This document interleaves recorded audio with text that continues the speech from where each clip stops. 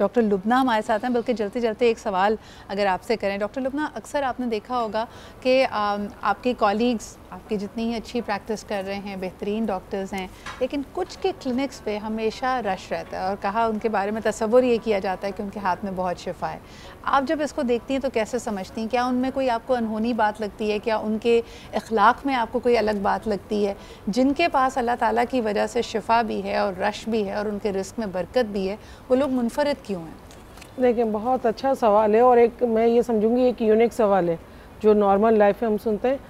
इसकी वाकई वजह ये है कि एक तो वो लोग अल्लाह के करीब बहुत होते हैं। सही। और ये गॉड गिफ्टेड चीज़ है। ये नहीं कि मैं अगर कंसल्टेंट हूँ तो मतलब मेरे हाथ में ही शिफा है। शिफा देने वाला हमारा भी ईमान इस चीज़ पे है कि अल्लाह ही है।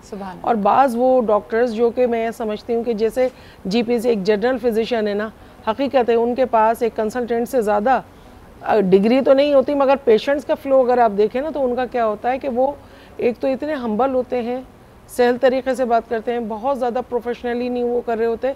तो हकीकत है कि उनके हाथ में शिफा प्लस पेशेंट का जो बैंक अगर हम कहेंगे ना, जो आप ये नंबर ऑफ़ पेशेंट्स अगर आप देखें जी, उनके पास इस तरह होते हैं कि मतलब नस्लें आ रही होती हैं। कुछ डॉक्टर्स हमारी अपनी भी लिस्ट में हैं जो हमारे सीनियर्स हैं, तो उनको हम देखते हैं कि पहले वो 100 पेशेंट देखते थे, अब उनके पास जैसे 65 साल के हो गए, रिटायर हो गए, वो कहते हैं अब मेरी इतनी क़ुव्वत मुदाफ़ियत इतनी नहीं रहती कि मैं इतने देखूं, तो ऑन रिक्वेस्ट उनके पास पेशेंट ये होते हैं कि कल कम होंगे तो हमारा नंबर लिख लें। ये हम लोग उन डॉक्टर्स को भी जानते हैं ना, मगर हकीकत है कि उनकी डायग्नोसिस तो जितनी अच्छी है वो तो आप तालीम लेते हैं उससे, मगर उनके हाथ की जो शिफा है ना, ये हमारा ईमान इस चीज़ पे है कि वो अल्लाह की तरफ से।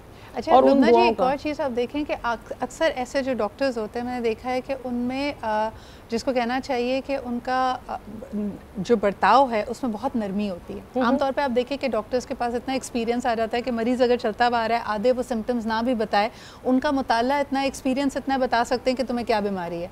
लेकिन मरीज़ की आधी बीमारी काउंसलिंग से दूर हो जाती है जब आप उससे अच्छा बर्ताव कर लें, उसकी बात सुन लें, और उसके बाद अगर आपको बेशक पहले उसके अंदर आने से ही पता चल गया कि इसको क्या देना है, लेकिन उसको थोड़ी सी तवज्जो और मोहब्बत दे दें। आप देखिए, मैं बिल्कुल बिल्कुल देखिए, मैं बीइंग अ गायनेकोलॉजिस्ट ना, हमारा तो फोकस मतलब जो होता है ख़वातीन या मैटरनल है ना, उस पर होता है। तो डेफिनेटली हमारे पास जो ख़वातीन आती हैं ना, अगर मैं अपनी बात करूँ तो हमें पता होता है कि हम गायनेकोलॉजिस्ट हैं, हमारे पास ख़वातीन आई हैं ना, तो वो अपने दिल का हाल थोड़ी देर तक सुनाती रहेंगी, जबकि हम उस दौरान ना सिर्फ उनकी रिपोर्ट्स देख रहे हैं या उनका अच्छा आप क्या बोल रहे हो, ठीक है ठीक है, 2-4 मिनट वो अपने दिल का हाल करने के बाद ना वो ऐसी मेंटली रिलैक्स हो जाती हैं, क्योंकि ट्रॉमाटाइज हुई हुई हमारे आपको पता है ख़वातीन जो हालात चल रहे हैं और कुछ उनके अपने डोमेस्टिक जो भी उनके इश्यूज़ हैं या जो भी, तो बेहतर यही होता है कि पेशेंट से उसकी बात को सुन लें।